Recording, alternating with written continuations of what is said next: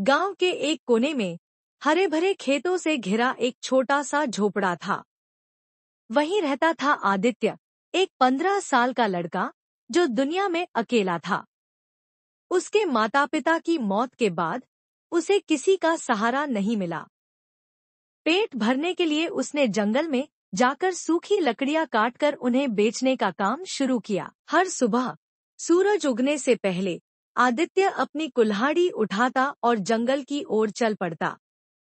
वह सूखे पेड़ों को काटकर लकड़ी इकट्ठा करता, फिर गांव के बाजार में जाकर बेचता।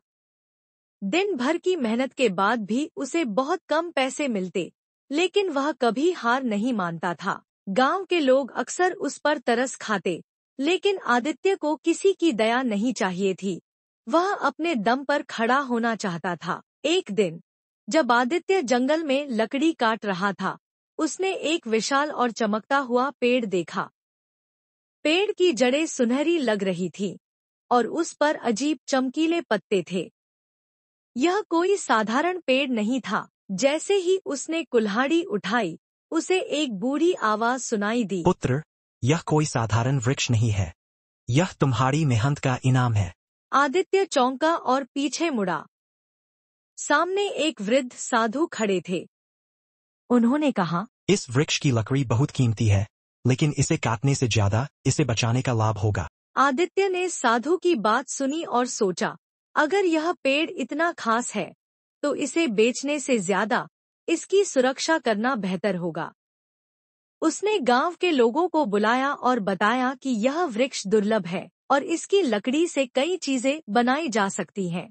गांव के कुछ अमीर व्यापारी जब इस बात को सुनकर आए, तो उन्होंने आदित्य से इस पेड़ की देखभाल करने के लिए पैसे देने की पेशकश की।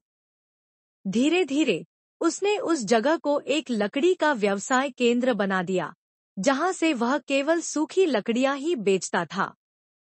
उसकी मेहनत और सूझबूझ से धीरे धीरे उसका कारोबार बढ़ने लगा। अब उसे जंगल में लकड़ी काटने की जरूरत नहीं थी। वह गांव के दूसरे लड़कों को काम देता और उनका भी जीवन सुधारता।